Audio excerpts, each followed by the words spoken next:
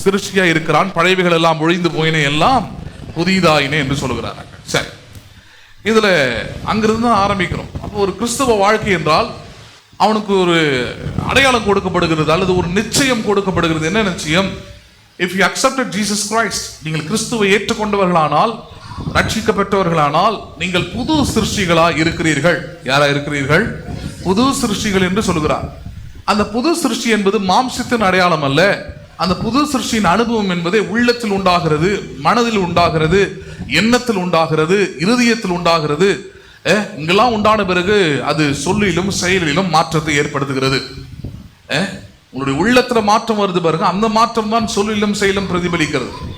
இன்னைக்கு கிறிஸ்தவத்தில் அப்படிப்பட்ட மாற்றங்கள் இல்லாதனால தான் என்ன ஆயிடுது? உள்ளத்துல இயேசு கிறிஸ்துவை ஏற்றுக்கொண்டிருக்கலாம், அல்லது உள்ளத்துல ஞானஸ்தானம் பெற்றதுக்குரிய நம்பிக்கை இருக்கலாம், ஆனால் நான் புது சிருஷ்டியா இருக்கிறேன் என்கிற அந்த உணர்வும் அந்த விசுவாசமும் அந்த நம்பிக்கையும் இல்லாதபடினாலே புது சிருஷ்டி யாருடைய அடையாளமா இருக்கிறான்றதாங்க கேள்வி. புது சிருஷ்டி கிறிஸ்துவுக்குள்ளா இருக்கிறான். புது சிருஷ்டி யாரா இருக்கிறான்? அவன் ஹீஸ் இன் கிரைஸ்ட். அவனுடைய சொல், அவனுடைய செயல், அவனுடைய எண்ணங்கள், அவனுடைய செயல்பாடுகள் எல்லாம் இனி கிறிஸ்துவை வெளிப்படுத்தும். Who is Jesus Christ அப்படின்றத அந்த கிறிஸ்தவனோட பழகி பார்த்தீங்கன்னா தெரியும். ஆனால் அப்படி இருக்குதான்னு பார்த்தீங்கன்னா ரியாலிட்டியில கிடையாது. சில கிறிஸ்தவரோட எல்லாம் பழகி பார்த்தீங்கன்னா பிசாசோடு பழகிற மாதிரியே இருக்கும். பிசாசு கூட வாழறோமா, பிசாசு கூட தங்கி இருக்கிறோமா, பிசாசு கூட தான் குடும்பம் நடத்துகிறோமா, பிசாசோட தான் ஃப்ரெண்ட்ஷிப்பாக இருக்கிறோமா அப்படின்ற மாதிரியே இருக்கும். ஏன் அப்படி இருக்குது? காரணம், உள்ளத்திலே அவர்கள் இன்னும் புது சிருஷ்டியாக மாறவில்லை. எந்த விதமான மாற்றமும் உள்ளத்திலே ஏற்படலை. வெளிப்பிரகாரமாக அவர்கள் ஞானஸ்தானத்தை எடுத்தார்கள், பைபிளை படிக்கிறாங்க, மாம்சத்தின்படி அவர்கள் கிறிஸ்தவர்கள். ஆனால் ரியாலிட்டியில கிறிஸ்தவம் சொல்லுகிற அந்த நிஜத்தில் அவர்கள் யாரல்ல, கிறிஸ்தவர்களாய் வாழவில்லை என்கிறது அங்கே பெரிய பிரச்சனை. அப்ப அதனாலதான் இனி நாங்கள் ஒருபோதும் ஒருவனையும் மாம்சத்தின்படி அறிவதில்லை, கிறிஸ்துவையும் நாங்கள் மாம்சத்தின்படி அறிவதில்லை. இப்படி இருக்க ஒருவன் கிறிஸ்துவுக்குள் இருந்தால் அவன் புது சிருஷ்டியா இருக்கிறான். பழையவைகள் எல்லாம் ஒழிந்து போயின, எல்லாம் புதிதாயின. பழையவைகள் எல்லாம் ஒழிந்து போயின, எல்லாம் புதிதாயின என்று சொல்லுகிறார்கள். சரி, இதுல சில முக்கியமான விஷயங்களை நாம் கவனித்து வருகிறோம். சவுண்ட் வருதா லைவ்ல? இதுல ஒரு சில விஷயங்களை நாம் கவனித்து வருகிறோம். என்ன காரியங்கள் அது?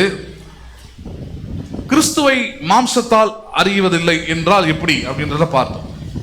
கிறிஸ்துவை மாம்சத்தால் அறிவதில்லை என்றால் அவர் எப்படி இருக்கிறார் அப்படின்றத வேதம் சொல்லுகிறது. யோவான் 1 சொல்லுகிறது, ஆதியிலே வார்த்தை இருந்தது, அந்த வார்த்தை தேவனிடத்தில் இருந்தது, அந்த வார்த்தை தேவனாய் இருந்தது என்று சொல்லப்படுகிறது.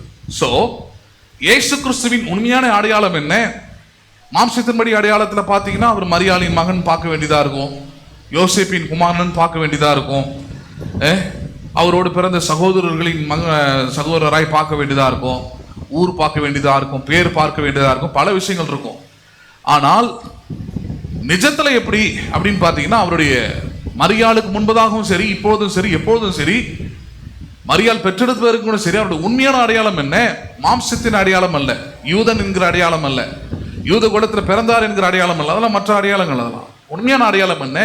அவர் வார்த்தையான தேவனாய் இருக்கிறார் என்பதே அவருடைய உண்மையான அடையாளம். He was the God with the word. வார்த்தையாய் தேவன், வார்த்தையாய் தம்மை வெளிப்படுத்துகிறவர், அதுவே அவருடைய உண்மையான அடையாளமாய் இருக்கிறது. அதான் பவுல் சொல்றார், இனி நாங்கள் கிறிஸ்துவை மாம்சத்தின்படி அறியாமல் வார்த்தையை கொண்டே அவர் யார் என்பதை அறிந்து கொள்கிறோம். எதை கொண்டு அறிந்து கொள்கிறோம்? கிறிஸ்துவை நாங்கள் வார்த்தையை கொண்டே அவர் யார் என்பதை நாங்கள் அறிந்து கொள்கிறோம். ஒன்று. ரெண்டாவது, ஏன் கிறிஸ்து தம்மை வார்த்தையாக வெளிப்படுத்துகிறார்? வேற விதமாக தம்மை வெளிப்படுத்தலாம் அல்லவா? ஏன் கிறிஸ்து இன்றைக்கும் என்றைக்கும் அவர் தம்மை வார்த்தையாகவே வெளிப்படுத்துகிறார் என்றால், இந்த வார்த்தை தான் பாருங்க ஒரு மனுஷனுடைய மாற்றத்திற்குரிய ஆதாரமாய் தேவன் வைத்திருக்கிறார். அல்லது வேதவசனம் வார்த்தை எப்படி சொல்கிறது? சாதாரணமா சொல்லல, வார்த்தையை அல்லது தேவனோட வசனத்தை வேத வசனம் வித்து என்று சொல்லுகிறது. என்னவா இருக்கிறதாம்? அது சீட். ஒரு குறிப்பிட்ட பழம் நமக்கு வேணும், ஒரு காய் வேணும், அல்லது குறிப்பிட்ட பலன் நமக்கு உண்டாக வேண்டும் என்றால் அதற்குரிய காரியம் எங்க இருக்கிறது என்றால் அதற்குரிய வித்து அல்லது விதையில தான் அதுக்குரிய காரியங்கள் எல்லாமே அடங்கி இருக்கிறது. பேசுறது புரியுதுங்களா உங்களுக்கு? எனக்கு மாம்பழம் வரணும்னா, மாம்பழம் வேணும்னா ஜெபிக்கிறதுனால மாம்பழம் வந்துடாது. ஹலோ, புரியுதுங்களா உங்களுக்கு? எப்படி வருது? மாம்பழத்தோட ஆதாரம்னு ஒன்று இருக்குது, சீடு. மாம்பழ விதைன்னு ஒன்று இருக்குது. அந்த மாம்பழ விதையை கொண்டு போய் நீங்க மண்ணில் போட்டாதான் அதுல இருந்து என்ன பண்ணுகிறது? மாம்பழங்கள் வருகிறது. அதே போலதான் தேவனுடைய வசனத்தை தேவன் வித்தாக வைத்திருக்கிறார். இந்த சீடு என்ன பண்ணுகிறது, இந்த வார்த்தை என்ன பண்ணுகிறது, ஒரு மனுஷனோட இருதயத்தில் அது போகும்பொழுது அது தேவனுக்குரியவைகளை, தேவனுக்கு அடுத்தவைகளை, தேவனுடைய பிள்ளைகளுக்குரியவைகளை, தேவனுடைய சாயலை, தேவனுடைய ரூபத்தை அவனுக்குள்ளே பிறப்பிக்கக்கூடியதா இருக்கிறது.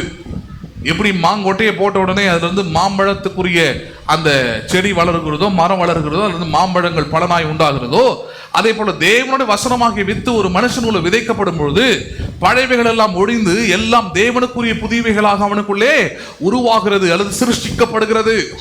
இதை நாம் பார்த்தோம். ஒன்று. ரெண்டாவது பார்த்தோம் இல்லையா? மூன்றாவது ஒரு காரியத்தை பார்த்திருந்தோம். புது சிருஷ்டி ஒவ்வொருவனுக்கும் பாருங்க ஒவ்வொரு அடையாளத்தை தேவன் கொடுத்திருக்கிறார். Each and every new creation has a own identity. ஒரு முக்கியமான அடையாளம் இருக்குது. என்ன அடையாளம்? புது சிருஷ்டிகளாய் இருக்கிறவர்களே தேவனுடைய பிள்ளைகளாய் இருக்கிறார்கள்.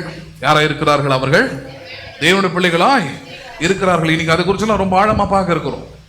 ஏனென்றால் பொதுவாகவே கடவுள் நம்பிக்கை உள்ளவர்கள் எல்லாருமே என்ன சொல்றாங்கன்னா, கடவுளுடைய பிள்ளை தாங்க நான் யாரா இருக்கிறேன்? கடவுளுடைய பிள்ளையா இருக்கிறேன். ஆதாரம் என்ன அப்படின்னு கேட்டீங்கன்னா அங்க பதில் வராது.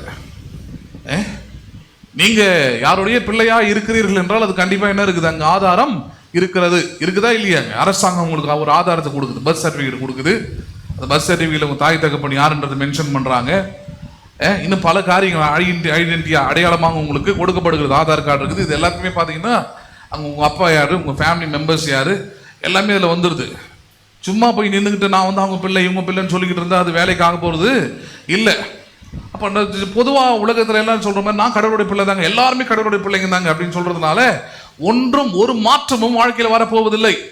அதற்குரிய ஆதாரம் எங்கே அப்படின்றதான் கேள்வி. அதற்குரிய அடையாளம் இருக்கிறதா, அதுக்குரிய அத்தாட்சி இருக்குதா, அதுக்குரிய சாட்சி இருக்குதான்றது அங்கே கேள்வியாங்க.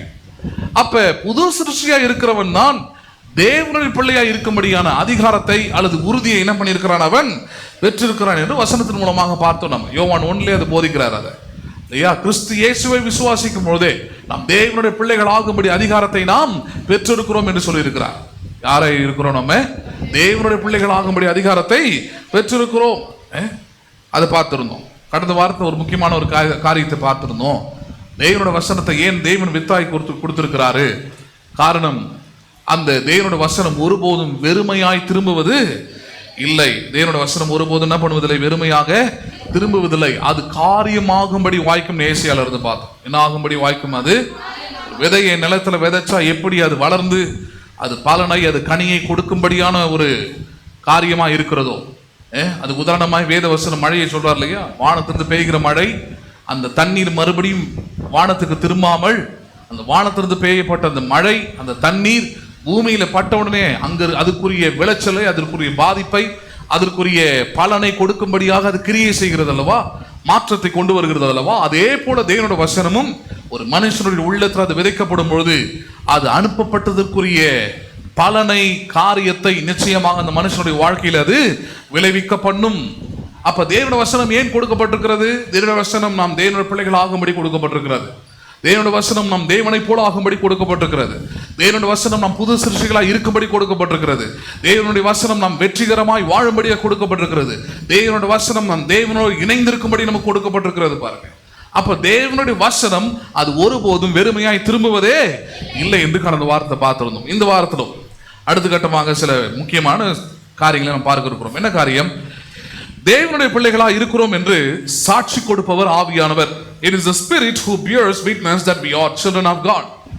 தேவனுடைய பிள்ளைகளா இருக்கிறோம் என்று, யாரா இருக்கிறோம் என்று நான் சொல்லுங்களேன். தேவனுடைய பிள்ளைகளா இல்லையா என்பதை சாட்சி கொடுக்கிறவர் நீங்களோ, உங்க ஊராரோ, உங்க சொந்தக்காரங்களோ, உங்க வீட்டாரோ அல்ல. நீங்கள் தேவனுடைய பிள்ளைகள் என்று உங்களுக்கு சாட்சி கொடுக்கிறவர் யாரா இருக்கிறார்? பரிசுத்த ஆவியானவர். The Holy Spirit. It is the Spirit who bears witness that we are the children of God. நாம் தேவனுடைய பிள்ளைகள் என்பதற்குரிய சாட்சி, அத்தாட்சி, உறுதி யாரால் வருகிறது? அது தேவனால் அல்ல, பரிசுத்த ஆவியானவரால் கொடுக்கப்பட்டிருக்கிறது. யாரால் கொடுக்கப்பட்டிருக்கிறது? உலகத்தால் அல்ல, பரிசுத்த ஆவியானவரால் அந்த உறுதி கொடுக்கப்படுகிறது. நீங்கள் இன்னாரின் பிள்ளைகள் என்பதை ஊரார் சொல்றது இல்லை, உலகத்தார் சொல்றது இல்லை, கவர்மெண்ட் கொடுக்குது அத்தாட்சி. யார் அத்தாட்சி கொடுக்குறது? கவர்மெண்ட் கொடுக்குது. ரேஷன் கார்டில் எடுத்து பார்த்தா தெரியுது உங்க அப்பா யாரு, அம்மா யாரு, உங்க உடன் பிறந்தவர்கள் யாருன்னு இல்லையா? அதே போலதான் அத்தாட்சி. நீங்கள் தேவனுடைய பிள்ளைகள் என்று நீங்களா சொல்லிக்கிறது இல்லை, அல்லது மற்றவர்கள் பார்த்து ஆமாங்க இவரு ரொம்ப பக்திமயமா இருக்கிறாரு, இவர் சரியா கரெக்டா சர்ச்சுக்கெல்லாம் போயிட்டு வந்துடுறாரு இவர் ரொம்ப நல்லவர், இவர் 4 பேருக்கு உதவி செய்யறாரு, அதனால இவர் தேவனுடைய பிள்ளையா தான் இருக்க முடியும் அப்படின்னு சொல்றது இல்ல. தேவனுடைய பிள்ளைகளா இருக்கிறோம் என்கிற உறுதி, அத்தாட்சி, ஆதாரம் என்பது பரிசுத்த ஆவியினால் உண்டாகிறது.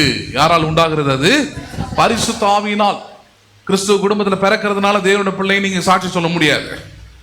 ஹலோ, நான் கிறிஸ்தவனாக்கும், என் பிள்ளை எனக்கு பிறந்திருக்குதாக்கும், அதனால என் பிள்ளை கிறிஸ்தவன் தான் அப்படின்னு நான் சாட்சி சொல்ல கொடுக்க முடியாது. The Holy Spirit has to witness that you are the child of God. பரிசுத்த ஆவியானவரே நீங்கள் தேவனுடைய பிள்ளைகள் என்கிற சாட்சி கொடுக்கிறவராய் இருக்கிறார் என்பதை கவனிக்க போறோம் இன்னைக்கு. ஏன்னா அதுல தான் நிறைய குழப்பங்கள் வந்துருது. நான் கடந்த வாரத்தை எடுத்து காமிச்சிருந்தேன். இஸ்ரவேலர் எல்லோரும் யாரு கிடையாதா? இஸ்ரவேலர் அல்ல. கிறிஸ்தவர்கள் எல்லாரும் யாரு கிடையாது? கிறிஸ்தவர்கள் அல்ல. பைபிள் வச்சிருக்கிறவங்க எல்லாரும் யாரு கிடையாது? கிறிஸ்தவர்கள் அல்ல. தேவனுடைய பிள்ளைகள் அல்ல. ஆனால் எல்லாரும் தேவனுடைய பிள்ளைகளா இருக்க முடியாது, அழைக்கப்பட்டிருக்கிறோம். ஆனா அதற்குரிய அந்த தன்மையில, அதற்குரிய விசுவாசத்துல, அதுக்குரிய வழிகளிலே இருக்கிறோமான்றதாங்க கேள்வி. அங்க தேவனுடைய பிள்ளைகளா இருப்பதற்குரிய வழி என்ன? ஒன்று, தேவனுடைய வசனம் நமக்குள்ள விதைக்கப்பட்டிருக்கிறபடினாலே, வித்தா இருக்கிறபடினாலே நான் தேவனுடைய பிள்ளைகளா இருக்கிறோம். ஆனால் அதுக்கு உறுதி கொடுக்கிறது யாரு? தேவனுடைய வசனம் விதைக்கப்பட்டு இவன் தேவனுடைய பிள்ளையா இருக்கிறான் என்பதற்குரிய சாட்சி, என்பதற்குரிய உறுதி கொடுக்கிறவர் தான் பரிசுத்த ஆவியானவராய் இருக்கிறார். The Holy Spirit bears the witness that you are the child of God. நீங்கள் தேவனுடைய பிள்ளைகளாக தான் இருக்கிறீங்க என்பதை, நீங்கள் பிறந்த கிறிஸ்துவ குடும்பம் அல்ல, நீங்கள் ஞானஸ்நானம் எடுத்த சபை அல்ல, உங்களுக்கு ஞானஸ்நானம் கொடுத்த பாஸ்டர் அல்ல. ஹலோ, யார் நீங்கள் தேவனுடைய பிள்ளைகள் என்று சாட்சி கொடுப்பது? பரிசுத்த ஆவியானவர் உங்களை குறித்து சாட்சி கொடுக்கிறாராம். அதுதான் வரப்போகிற வாரங்களை பார்க்க போறோம். இன்னைக்கு இந்த காரியத்தை நம்ம பார்க்கலாம். எடுத்துக்கொள்வோம் யோவானுக்கு எழுதின சுவிசேஷம், யோவான் 15வது அதிகாரம் 26வது வசனத்தை பார்ப்போம். யோவானுக்கு எழுதின சுவிசேஷம் 15வது அதிகாரம் 26வது வசனம். யோவான் 15வது அதிகாரம் 26வது வசனத்தை எடுத்துக்கொள்வோம். பிதாவினிடத்திலிருந்து நான் உங்களுக்கு அனுப்ப போகிறவரும் பிதாவினிடத்திலிருந்து புறப்பட்டு வருகிறவருமாகிய சத்திய ஆவியான தேற்றரவாளன் வரும்போது அவர் என்னை குறித்து சாட்சி கொடுப்பார். ஆண்டவராகிய இயேசு கிறிஸ்து இந்த பூமியில் இருக்கும்பொழுது ஒரு முக்கியமான ஒரு காரியத்தை அன்றைக்கு இருந்த மக்களுக்கு, சீஷர்களுக்கு எல்லாருக்கும் வெளிப்படுத்துறார். என்ன காரியம் அது? பிதாவினிடத்திலிருந்து ஒருவரை அனுப்ப போகிறேன், அவர் தான் பரிசுத்த ஆவியானவர். அந்த சத்திய ஆவியானவர் வரும்போது அவர் என்ன பண்ணுவார்? அவர் என்னை குறித்து சாட்சி கொடுப்பார் இருக்கிறார். யாரை குறித்து சாட்சி கொடுப்பார்? He will bear witness about me. இயேசுவாகி என்னை குறித்து, தேவனுடைய குமாரனாகி என்னை குறித்து, என்னை குறித்து அவர் என்ன பண்ணுவார்? இந்த உலகத்திலே சாட்சி கொடுப்பார் என்று சொல்லுகிறாராங்க. சாட்சி கொடுக்கிறதுனா பாருங்க, வாயில சொல்றது இல்ல, பீயிங் விட்னஸ், ஆதாரம். என்னை குறித்து அப்ப நீங்களும் நானும் ரட்சிக்கப்பட்ட ஒவ்வொருவரும் நாம் தேவனுடைய பிள்ளைகளா இருக்கிறோம் என்பதற்கு ஆதாரங்களா இருக்கிறோம். யாரா இருக்கிறோம்? நீங்களும் நானும் உலகத்துல பார்க்கும் போது நம்மளை தேவனுடைய பிள்ளைகளா பார்க்கறது இல்லை, தேவனுடைய பிள்ளைகளாய் அவர்கள் விசுவாசிக்க வேண்டும், நம்ப வேண்டும்.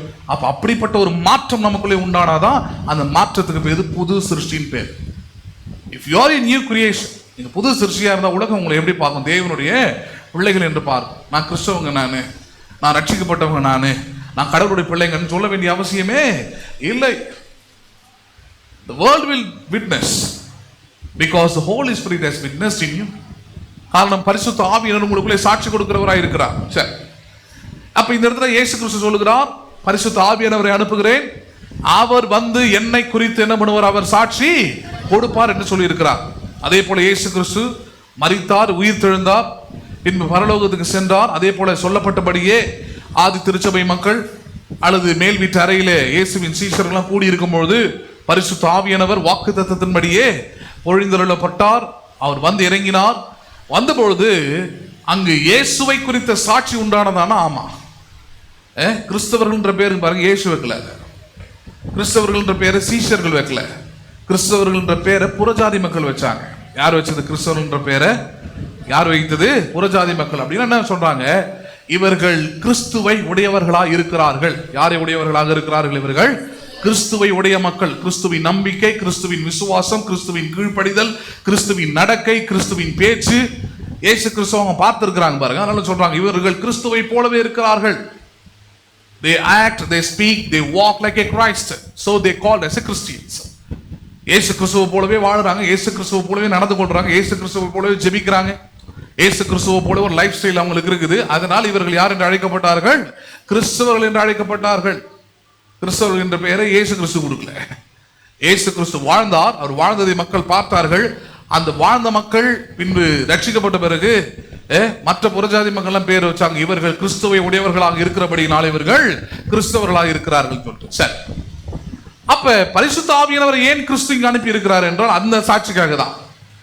நீங்களும் நானும் தேவனுடைய பிள்ளைகளாக இருக்கிறோம் என்கிற விட்னஸ், அந்த சாட்சியை உண்டாக்கும்படியாக, கொடுக்கும்படியாக, உலகம் அதை அறிந்து கொள்ளும்படியாக, உலகம் அதிலிருந்து உறுதி பெற்றுக் கொள்ளும்படியாக தான் பரிசுத்த ஆவியானவர் அமைச்சிருக்கிறாராம். இன்னைக்கு சபைகள் பாருங்க, பெரிய லேக் ஆஃப் சம்திங் அப்படின்னும் போது ஒன்னு ட்ரூத், இன்னொன்னு பரிசுத்த ஆவியானவர். எங்க சத்தியம் குறைவா இருக்குதோ அங்க நிச்சயமா ஆவியானவர் இருக்க போறது இல்லைங்க. ஏனென்றால் ஆவியானவர் எப்பொழுதுமே தனித்து செயல்படுகிறவர் அல்ல, அவர் வசனத்தின்படி வார்த்தையின்படி செயல்படக்கூடியவராக இருக்கிறார். அப்ப ஆவியானவர் எங்கெங்கெல்லாம் இல்லைன்னு பார்த்தோம்னா, எங்கெங்கெல்லாம் சத்தியம் இல்லையோ, எங்கெங்கெல்லாம் மனுஷிக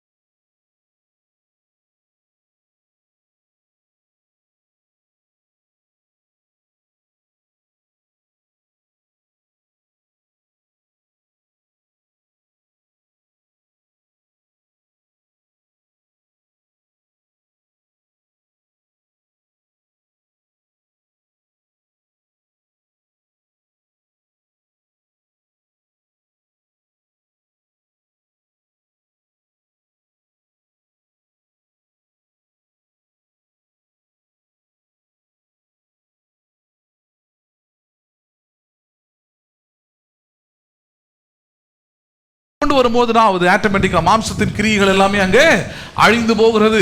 மாம்சத்துக்கு அங்க வேலை இல்லை, மாம்சத்துக்கு இடம் இல்லைங்க. மாம்சத்தை அழிக்கும் போது அங்க என்ன உண்டாகிறது? பிழைப்பு உண்டாகிறது. 14 வசனம் பாருங்க. மேலும் எவர்கள் தேவனுடைய ஆவியினாலே நடத்தப்படுகிறார்களோ, எவர்கள் தேவனுடைய ஆவியினாலே, நல்ல மைண்ட்ல வச்சுக்கணும், எவர்கள் தேவனுடைய ஆவியினாலே நடத்தப்படுகிறார்களோ அவர்கள் யாரா இருக்கிறார்கள்? தேவனுடைய புத்திரரா இருக்கிறார்கள். ஹலோ, எவர்கள் தேவனுடைய ஆவியினாலே நடத்தப்படுகிறார்களோ அவர்களே யாரா இருக்கிறார்கள்? தேவனுடைய புத்திரர்னா தேவனுடைய பிள்ளைகள். அப்படின்னா அர்த்தம், கிறிஸ்துவ குடும்பத்தில் பிறக்கிறதுனால நீ யார் கிடையாது, நீ யார் கிடையாது, தேவனுடைய புத்திரன் இல்லை. ஏதோ பெரிய சபையில பிறந்ததுனால நீ யார் கிடையாது, தேவனுடைய புத்திரன் இல்லை. கிறிஸ்துவ பேரை வைத்திருப்பதனால நீ தேவனுடைய புத்திரன் இல்லை. பைபிளை படிக்கிறதுனால நீ தேவனுடைய புத்திரன் இல்லை. உனக்குள்ள சில கிறிஸ்துவ பக்தி மார்க்கங்கள் உனக்குள்ள இருப்பதனால நீ தேவனுடைய புத்திரன் இல்லை. தேவனுடைய புத்திரன் அது ஒரே ஒரு அடையாளம் தான். என்னது அது? எவர்கள் தேவனுடைய ஆவியினாலே நடத்தப்படுகிறார்களோ. என்ன படுகிறார்களோ? One who walk by the Spirit. தேவனுடைய ஆவியினாலே நடப்பது, தேவனுடைய ஆவியினாலே பேசுவது, தேவனுடைய ஆவியானவராலே வாழ்க்கை மாற்றப்பட்டிருப்பது, டிரான்ஸ்ஃபர்மேஷன் அடைந்திருக்கிறது. நடப்பதுன்னா அதான் கிரியை செய்வதுன்னு அர்த்தம். அப்ப ஆவியானவர் ஒரு மனுஷனுக்குள்ள வந்து அவனுக்குள்ளே உண்டாகிற மாற்றங்கள், அவனுடைய பேச்சில், அவனுடைய சிந்தையில, அவனுடைய எண்ணத்துல, அவனுடைய கிரியையில, அவனுடைய நம்பிக்கையில எல்லாம் உண்டாகுது பாருங்க. அப்படி நடத்தப்படுகிறவனே யாரா இருக்கிறான்? தேவனுடைய புத்திரனா இருக்கிறான். தேவனுடைய ஆவியினால நடத்தப்படலன்னா என்ன இருக்குவாங்க? மாம்சத்தின் கிரியைகள் இருக்குவாங்க. ஹலோ, எந்த கிரியைகள் இருக்கும்? இந்த உலகத்துல பிறக்கும் பொழுது என்னென்ன காரியங்கள்லாம் உங்களுக்குள்ள சுவாபமா இருந்ததோ, எந்தெந்த காரியங்கள்லாம் உங்களுக்குள்ள நம்பிக்கைகளா இருந்ததோ, எந்தெந்த காரியங்கள் எல்லாம் இந்த உலகத்தால் உங்களுக்கு அடையாளங்களாக, உங்கள் குடும்பத்தால், உங்கள் ஊரால் அல்லது உங்கள் தேசத்தால் கொடுக்கப்படுதோ அவைகள் தான் இருக்கும். பேசுறது புரியுதுங்களா உங்களுக்கு? ஒரு குறிப்பிட்ட கிராமம் இந்திய தேசத்தில் இருக்குது பாருங்க, நார்த் சைடில். அந்த கிராமத்தோட நம்பிக்கை என்னன்னா, நீ வேலைக்கு போய் வேலை செஞ்செல்லாம் சம்பாதிக்க கூடாது, சாமி குத்தமாயிடும். ஊரா போய் திருடணும். நீ போயிட்டு ஊரா என்ன பண்ணும்? திருடணும். போய் திருடிட்டு வந்து நீ சாப்பிட்டாதான் அது வந்து சரியான தொழில், அது வந்து சரியான முறை. அது ஒரு குறிப்பிட்ட ஊர், நார்த் சைடு எல்லாமே அப்படி கிடையாது. ஒரு குறிப்பிட்ட இடம் அப்படி இருக்குது, சின்ன இடம். அங்கிருந்து கொள்ளையடிக்க அவங்க பாருங்க, வருவானுங்க, ஒரு 2 மாதம் ஃபுல்லாக கொள்ளையடிப்பானுங்க, 10 மாதம் அழகாக அங்கே போயிடுவாங்க. யாருமே போய் அவங்கள போய் பிடிக்க முடியாது, கேள்வி கேட்க முடியாது, எதுவுமே அவங்கள ஒன்றும் சொல்ல முடியாது. அப்போ மாம்சத்தின் அடையாளம் அது. அப்போ அந்த ஊரில் ஒருத்தன் பிறந்தானா, அப்போ அவன் புத்தி எப்படி இருக்கும்? அவனுடைய நம்பிக்கை என்னவா இருக்கும்? அவனுடைய வளர்ப்பு என்னவா இருக்கும்? அவனுடைய பேச்சு என்னவா இருக்கும்? எல்லாமே யோசிச்சு பாருங்க, அதுதான் தான் இருக்கும். இப்போ நம்ம ஊர் மட்டும் ரொம்ப ஒழுங்கு கிடையாது. இங்கே வருவோம், இங்கே மட்டும் எல்லாருமே ரொம்ப நாகரிகத்து உச்சத்தில் இருக்கிறாங்களா, பண்பாட்டின் உச்சத்தில் இருக்கிறாங்களா, சரியானவர்களாக இருக்கிறாங்களா? இல்லை, பாவிகள் உலகம் முழுக்க நிறைஞ்சு தான் இருக்கிறாங்க. இது பரவாயில்ல, இது பரவாயில்ல அப்படின்ற லெவலில் தான் இருக்குது. அப்போ உலகத்தின் அடையாளம் அதுதான். நீங்கள் அதெல்லாம் வெறுத்தே ஆகணும் பாருங்க, ஒரு வழியே கிடையாது. ஒவ்வொரு நாளும் கிறிஸ்துவனுடைய வேலை அதுதான். ஒரு பூவை எடுத்துக்கிட்டிங்கன்னா கூட பார்த்தீங்கன்னா, ஒரு ரோஜா பூவை எடுத்துக்கோங்க, அது மொட்டு விட்டு பூக்கும் போது பாருங்க, ஒவ்வொரு பழைய இதழ்களும் ஆட்டோமேட்டிக்காக என்ன பண்ணுது? அது உதிர்ந்து போகுது, கீழே கொட்டுது. அது கீழே கொட்டினாதான் அதுக்கு மேலே வரக்கூடிய புது இதழ் அழகாக காட்சி கொடுக்கும். கிறிஸ்துவ வாழ்க்கையும் அதே போல தான். பழையவைகள் எல்லாம் ஒழிந்து போனாதான் உங்களுக்குள்ள தேவன் உண்டாக்குகிற, பரிசுத்த ஆவியானவர் உண்டாக்குகிற புதுமை அழகாக என்ன பண்ணும்? வாழ்க்கையில காட்சி கொடுக்கும். அது பழையவைகளையும் வச்சுக்கிட்டு புதுசையும் வச்சுக்கிட்டு இருந்தீங்கன்னா, ஏற்கனவே நான் சொன்ன மாதிரி தான், பழைய துணி புது துணி என்ன பண்ணும்? கிழிக்கும். அது ரெண்டுத்தையும் நாசம் பண்ணும்.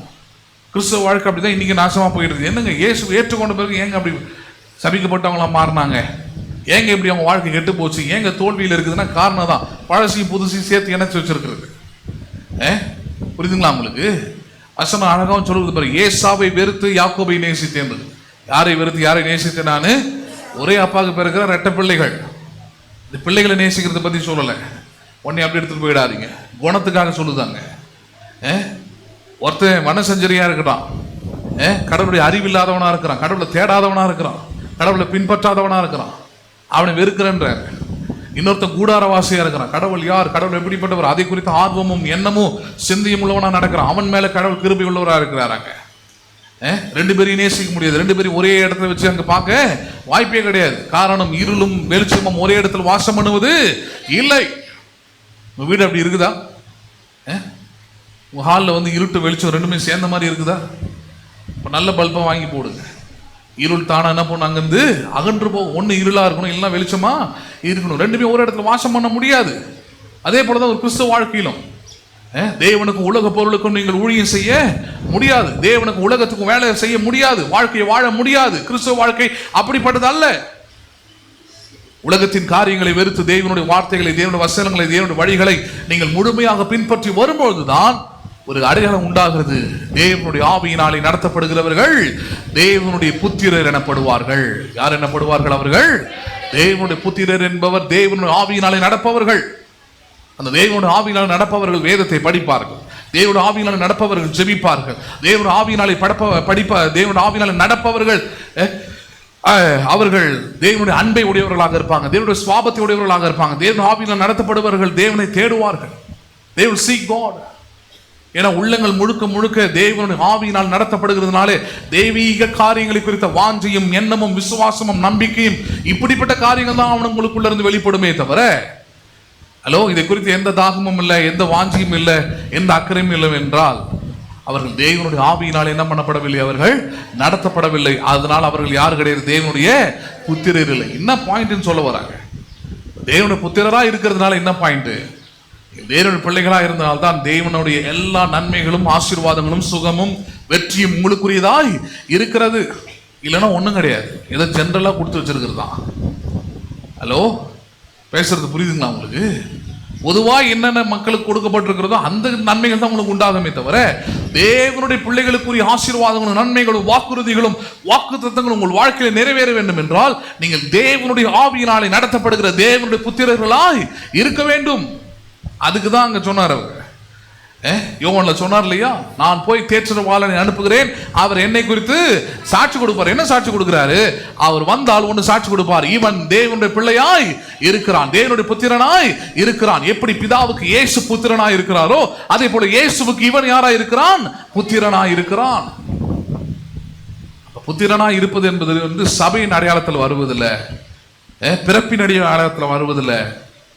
புத்திரன் என்பது எந்த அடையாளத்தில் வருவது? அது தேவனுடைய ஆவியினால் நடத்தப்படுவதனால். எந்த ஆவியினால் நடத்தப்படுவதனால்? தேவனுடைய ஆவியினால் நடத்தப்படுவதனால். 15 வசனம் பாருங்க. அந்தபடி திரும்பவும் பயப்படுகிறதற்கு நீங்கள் அடிமைத்தனத்தின் ஆவியை பெறாமல் அப்பா பிதாவே என்று கூப்பிடப்படுகிற புத்திர சுவிகாரத்தின் ஆவியை என்ன பண்ணி இருக்கிறீர்கள், பெற்றிருக்கிறீர்கள். Right now what is your status? சொல்றாரு, இப்ப இயேசு கிறிஸ்து ஏற்றுக்கொண்டீங்க, அவருடைய வார்த்தையாக வித்து உங்களுக்குள்ள இருக்கிறது, அது உங்களுக்கு புது சிருஷ்டியாய் உருவாக்கி இருக்கிறது. ஆனால் புது சிருஷ்டியை போல நடந்துக்கிறீங்களா, ரியாக்ட் பண்றீங்களா, பேசுறீங்களா? உங்க குணாதிசயம் அதை வெளிப்படுத்துதா, உங்க சுவாபம் அதை வெளிப்படுத்துதா? ஹலோ, இல்லையே. ஹலோ, அதான பிரச்சனை இன்னைக்கு கிறிஸ்துவ வாழ்க்கையில. பிரச்சனைகள் வரும்போது, சவால்கள் வரும்போது, எதிராளிகள் வரும்போது, சத்துருக்கள் வரும்போது நமக்குள்ள இருக்கிற மாம்சீகம் தானே வெளிப்படுது. நான் எந்த ஊரு, நான் யாருக்கு பிறந்துவேன், நான் யார் தெரியுமா, இதுதானே வெளிப்படுது. ஆனால் உண்மையான கிறிஸ்துவம் என்ன? இனி நான் அல்ல, கிறிஸ்துவே என்னில் வாழ்கிறார். அதுதான் தேவனுடைய ஆவியினாலே நடத்தப்படுவது. தேவனுடைய ஆவியினாலே நடத்தப்படுகிற அடுத்த கட்டம் என்ன சொல்றாரு? நாம் புத்திர சுவிகாரத்தின் ஆவியை பெற்றிருக்கிறோம். என்ன ஆவியை பெற்றிருக்கிறோம்? நம்ம அப்பா பிதாவேன் கூப்பிடப்படுகிற புத்திர சுவிகாரத்தின் ஆவி. இது வந்து சும்மா வாயில சொல்றது இல்லை, மறுபடியும் சொல்றேன். இன்னும் நம்மளோட கலாச்சாரத்தில் கூட பாருங்க, எதை வேணாலும் அம்மா அப்பான்னு கூப்பிடக்கூடிய பழக்க வழக்கம் இன்னைக்கு நம்ம கலாச்சாரத்தில் இருக்கிறத நம்ம பார்க்குறோம். ஹலோ, ஒரு காகத்தை கூட என்னன்னு சொல்றாங்க, செத்து போனோம் எங்க அப்பா இல்லையா? அப்ப பழக்க வழக்கத்தில் அது இருக்குது. அது எதை வேணா அவர்கள் அப்பாவாக அம்மாவாக பெற்றோராக நம்பக்கூடிய நம்பிக்கை ஜனங்களுக்குள்ள இருக்குது. ஆனால் கிறிஸ்துவத்தை நம்பிக்கை அது இல்லை. அதுதான் பாயிண்டாங்க. இங்க நம்பிக்கை என்னது? தேவனுடைய ஆவியினால் நடத்தப்படுவதால் எனக்குள்ளே ஒரு உறுதி இருக்கிறது. என்னது? நான் தேவனை அப்பா பிதாவே என்று கூப்பிடப்படுகிற புத்திர சுவிகாரத்தின் உறுதியான ஆவி. அது எல்லா நேரத்திலும் always I have the belief and I have the hope to call God Father as my parent. தேவனாகிய கர்த்தரை எப்பொழுதும் எந்த சூழ்நிலையிலும் அவரை அப்பா பிதாவின் கூப்பிடப்படுகிற உரிமை ஆவி எனக்கு கொடுக்கப்பட்டிருக்கிறது. என்ன ஆவி கொடுக்கப்பட்டிருக்கிறது? ஆமா, பிரிக்கவே முடியாது. அதை எந்த சூழ்நிலையும் எந்த காரியமும் எனக்கு வந்து அவரை அப்பா பிதாவின் கூப்பிடப்படுகிற புத்திர சுவிகாரத்தின் ஆவியிலிருந்து என்னை பிரிக்கவே முடியாது, மாற்றவே முடியாது. அப்படிப்பட்ட உரிமையை நீங்களும் நானும் என்ன பண்ணியிருக்கிறோமா? பெற்றிருக்கிறோம். 16 பாருங்க, இங்கதான் பாயிண்ட் வருது. 16 நாம் தேவனுடைய பிள்ளைகளா இருக்கிறோம் என்று. நாம் யாரா இருக்கிறோம் என்று? நீங்கள் யாரா இருக்கிறீர்கள் என்று? தேவனுடைய வார்த்தையாக வித்து உங்களுக்குள்ள இருப்பதனால நீங்கள் தேவனுடைய பிள்ளைகள். ஏன்னா வித்து தேவனுடையது, அவரால் பிறந்திருக்கிறீங்க. ஆனால் அவரால் பிறந்ததுக்குரிய அந்த சுவாபங்கள், தன்மைகள், கிரியைகள் நடத்தப்படுகிறது. அந்த கிரியை உங்களுக்குள்ள உண்டாயிருக்குதா? நம்ம சொல்றோம் இல்லையா, எனக்கா பிறந்த அப்படின்னு கேட்கிறோம் சில நேரத்தில் பிள்ளைங்களை. ஏன் சில விஷயங்கள் நம்ம கட்டுப்பாடா இருப்போம், ஆமா அந்த மாதிரி இருக்கிறது இல்ல. சில விஷயங்கள் நம்ம நல்ல பழக்கங்கள் உள்ளவர்களா இருப்போம், அவங்க அந்த மாதிரி இருக்கிறது இல்ல. அப்ப கேள்வி கேட்கிறோம் நம்ம. ஆனால் வித்து நம்மளுதுதான். ஆனா அவனுடைய சுவாபமோ அவனுடைய பழக்க வழக்கமோ அவனுடைய நம்பிக்கையோ எதுவுமே நம்முடையது இல்லை. அது வேற எங்கிருந்தோ வந்திருக்குதாங்க. அதே போலதான் தேவனால் பிறந்திருப்பாங்க, ஆனால் பழக்க வழக்கங்கள் எல்லாமே எங்கிருந்து உண்டாகிறது? அது வேற எங்கிருந்தோ உண்டாகிறது. அதனாலதான் சொல்றாரு, எவர்கள் தேவனுடைய ஆவியினாலே நாம் தேவனுடைய பிள்ளைகளா இருக்கிறோம் என்று ஆவியானவர் தாமே நம்முடைய ஆவியுடனே என்ன பண்ணுகிறார்? அவர் சாட்சி கொடுக்கிறார். நம்முடைய ஆவியுடனே என்ன பண்ணுகிறார்? அவர் சொல்லுங்களேன். தேவனுடைய பிள்ளைகளா இருக்கிறோம் என்று யார் சாட்சி கொடுப்பது? இப்பொழுது ஆவியானவர் கொடுக்கிறார். ஆவியானவர் எப்படி? நான் ஏற்கனவே சொல்ல, ஆவியானவர் கிரியை செய்கிற தேவனா இருக்கிறார். என்ன தேவனா இருக்கிறார் அவர்? நீங்க தேவனுடைய பிள்ளைகளா இல்லையா என்பதை வித்து முடிவு செஞ்சிருச்சு. ஆனால் நீங்க தேவனுடைய பிள்ளைகளா இல்லையா என்கிற நடக்கையை எது முடிவு செய்கிறது? பரிசுத்த ஆவியானவர் தான் முடிவு செய்கிறார். நீங்கள் தேவனுடைய அன்பினால் நடந்து கொண்டால் நீங்கள் தேவனுடைய பிள்ளைகள். தேவனுடைய அன்பு உங்களுக்குள்ள இல்லை என்றால் நீங்கள் தேவனுடைய புத்திரர்கள் இல்லை. அண்டர்ஸ்டாண்ட் பண்ணீங்களா? நீங்க ஆவியானவர் சாட்சி கொடுக்கிறார். எப்படி சாட்சி கொடுக்கிறாரு? ஆவியானவர் தெய்வீக தன்மைகளை உங்களுக்குள்ளே உண்டு பண்ணுகிறார், தெய்வீக சுவாபங்களை உங்களுக்குள்ளே உண்டு பண்ணுகிறார், தெய்வீக விசுவாசத்தை உங்களுக்குள்ளே உண்டு பண்ணுகிறார், தெய்வீக ஞானத்தை உங்களுக்குள்ளே உண்டு பண்ணுகிறார், தெய்வீக அறிவை உங்களுக்குள்ளே உண்டு பண்ணுகிறார், தெய்வீக தாகத்தை உங்களுக்குள்ளே உண்டு பண்ணுகிறார். தெய்வீக தன்மை உங்களுக்குள்ளே உண்டாகிறது எல்லாம் யாரால உண்டாகிறது? பரிசுத்த ஆவியினால் உண்டாகிறது.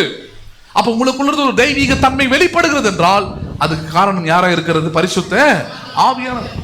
உங்களுக்குள்ள அன்பே காட்ட முடியல, உங்களுக்குள்ள இரக்கமே இல்லை, உங்களுக்குள்ள பெருமை தான் இருக்குது, உங்களுக்குள்ள எந்த விதமான தாழ்மை இல்லை அப்படின்னா உங்களுக்குள்ள யார் இருக்கிறது?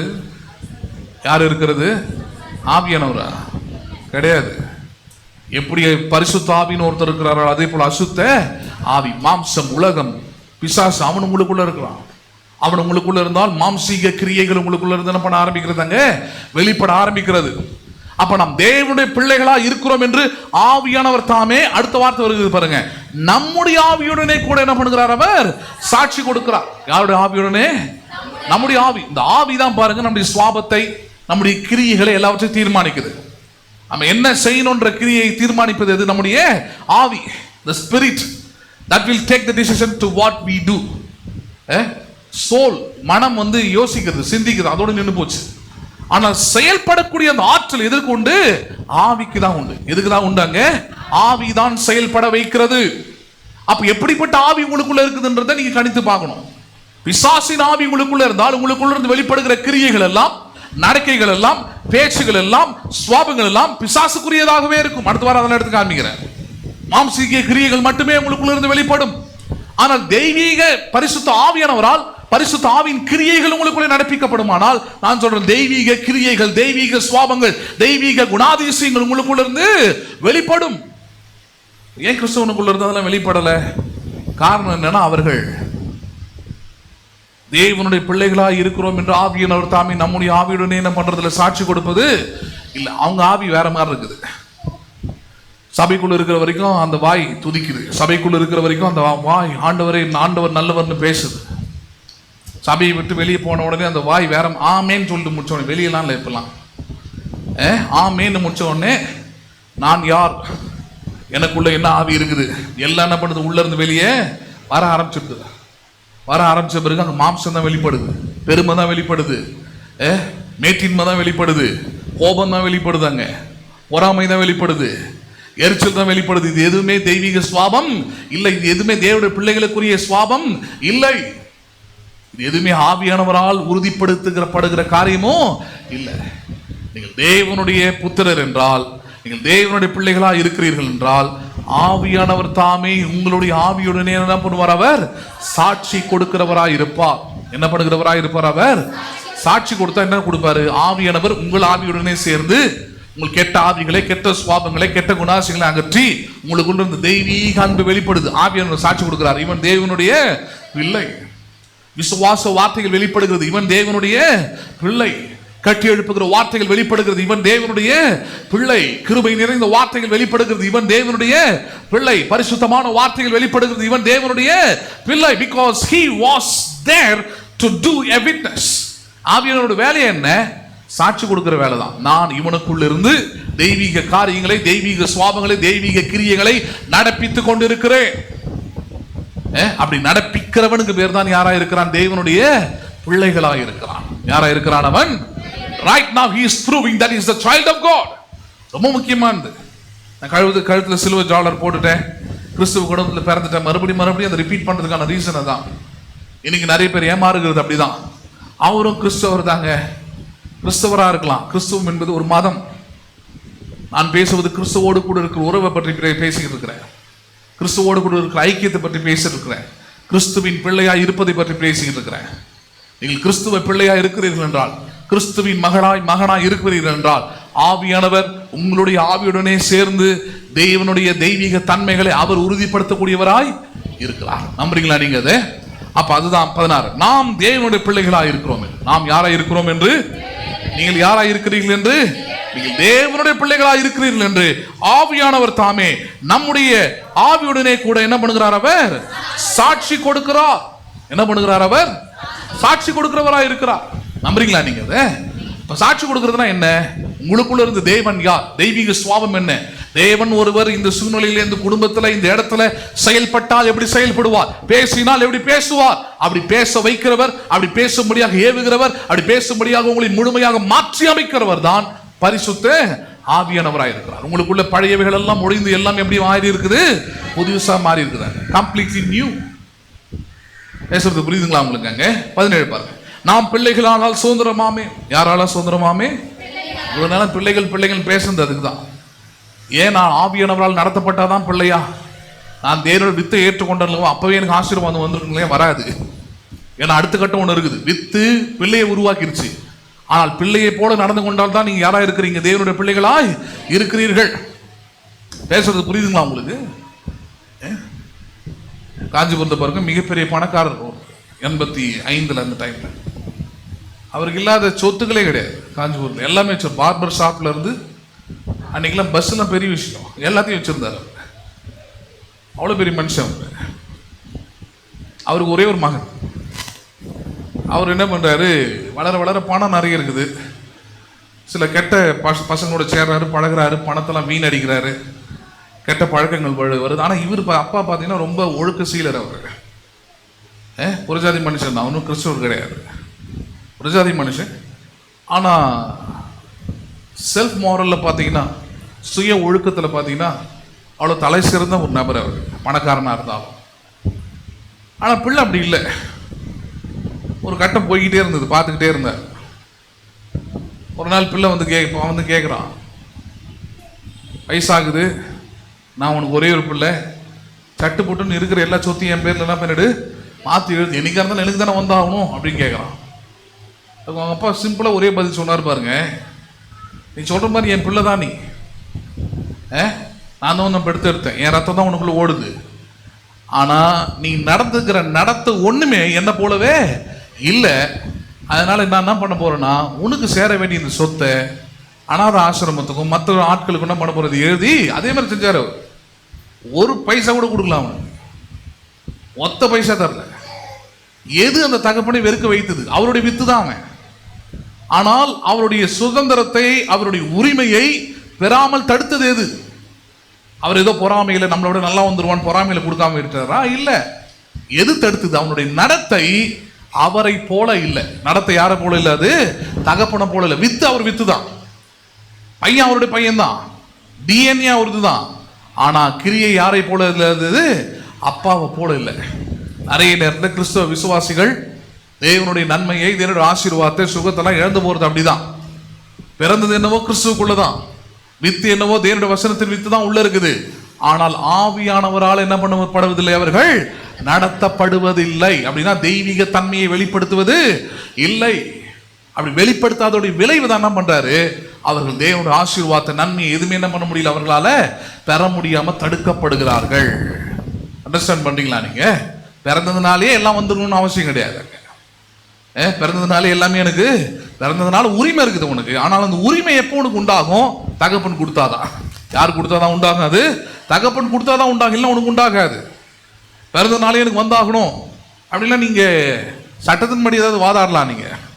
ஆனால் தேவன் கிட்ட வாதாடலாம் முடியாது. ஏன் வாதாட முடியாது? ஏன்னா அங்க அவருக்குன்னு ஒரு மொராலிட்டி வச்சிருக்கிறாரு, அவருக்குன்னு ஒரு முறையை வச்சிருக்கிறாரு, அவருக்குன்னு சில ஃபேக்டிங்ஸ் வச்சிருக்கிறாரு, நடைமுறை சாத்தியமான காரியங்கள் வச்சிருக்கிறார். என்ன காரியங்கள்? முதல்ல என் வார்த்தையினால் பிறக்கணும். ரெண்டாவது என் வார்த்தைக்குள்ளிருந்து கிரியை செய்யக்கூடிய அந்த ஜீவன் வல்லமையினாலே நீ நடந்து கொள்ளவும் வேண்டும். அதுக்கு தான் ஆவியானவர் கொடுத்திருக்கிற. You walk by the spirit, then you prove that I am the child of God. பரிசுத்த ஆவியானவரால் நடந்து காட்டு, அப்பொழுது உறுதி செய் நான் தேவனுடைய பிள்ளையாய் இருக்கிறேன். அப்போ சுகம் உங்களுடையதா இருக்கும், ஆசீர்வாதம் உங்களுடையதா இருக்கும், வெற்றி உங்களுடையதாய் இருக்கும். பேசுறது புரியுதுங்களா உங்களுக்கு? அப்ப கிறிஸ்தவர்களாய் நான் ஞானஸ்நானம் எடுத்ததுனாலே நான் ஆசீர்வதிக்கப்பட்டவன் அல்ல.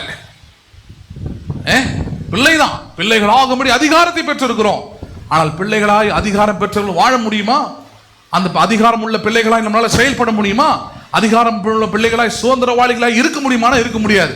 அதுக்கு தான் சொல்றாரு, நாம் பிள்ளைகளானால் நாம் தேவனுடைய பிள்ளைகளாக இருக்கிறோம் என்று ஆவியானவர் தாமே நம்முடைய ஆவியுடனே. யாருடைய ஆவியுடனே?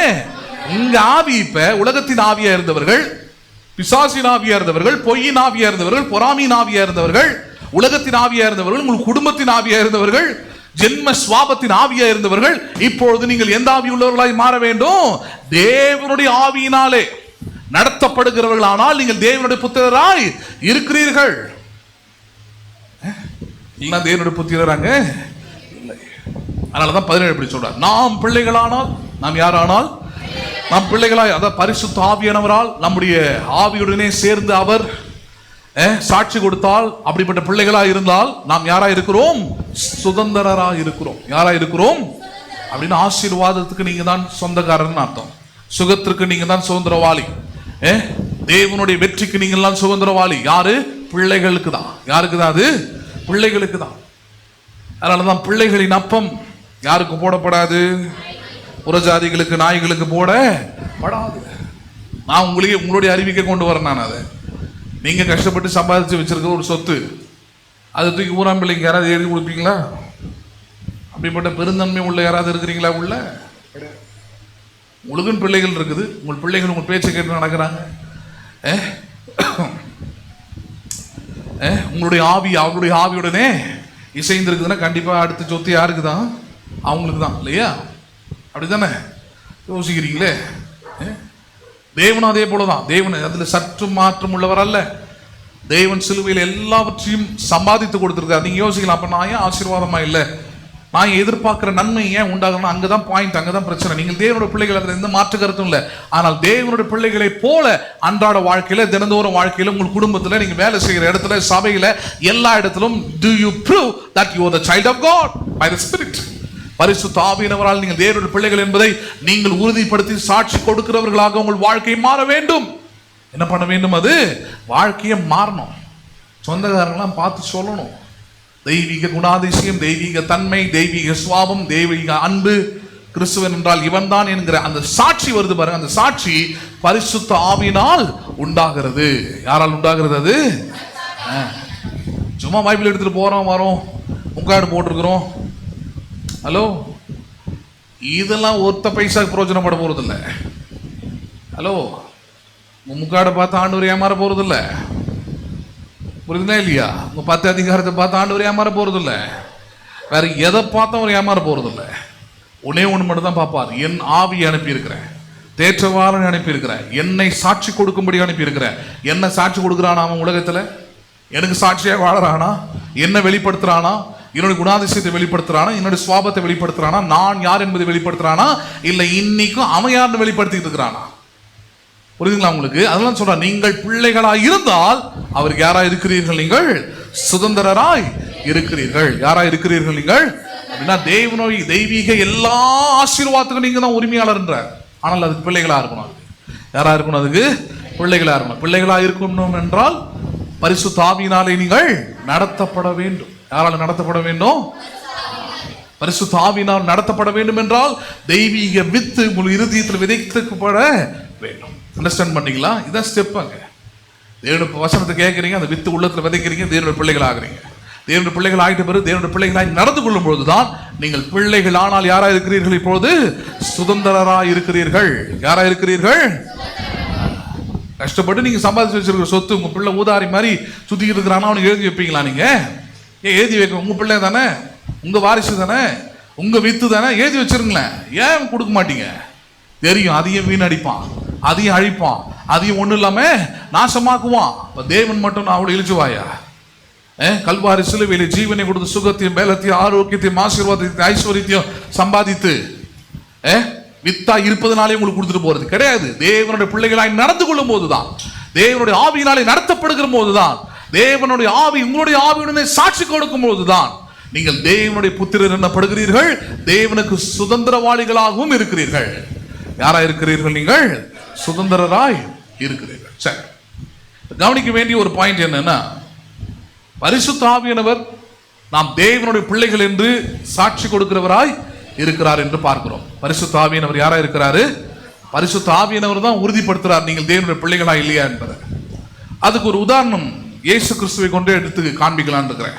லூக்கா எழுதின சுவிசேஷம் 1வது அதிகாரம். லூக்கா எழுதின சுவிசேஷம் 1வது அதிகாரம்.